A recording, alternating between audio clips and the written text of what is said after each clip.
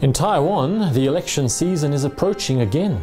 The KMT and DPP are starting to put forward their candidates for president, and the newspapers seem full of stories every day about who has more popular support, who is most likely to be elected, and what each candidate's problems are.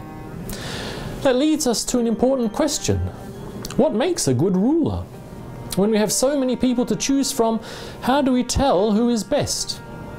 This is a very ancient question, one that people in biblical times also asked, and one that our passage today discusses.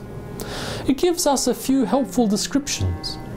First, in verse 2, we learn that a good ruler is one who has the discernment to know how to maintain order, not with violence, but with justice. Bad rulers use force to keep the peace, but this just leads to protests.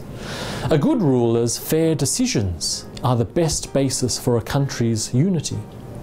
Verses 12 and 28 tell us that when the people have a righteous ruler, not only is this a cause of peace, but it's also a cause for joy and public celebrations. This isn't surprising. After all, we all know the troubles that come from bad rulers. As we see in verse 3, bad rulers oppress the poor and weak. And verse 16 tells us how bad rulers practice corruption, extorting the people and using their time in office to steal as much as they can from the people. In the end, a good principle for us all to follow, whether we are rulers or not, is summed up in verse 27. Focus on giving to the poor, on being generous to the needy. Those who do that will never lack.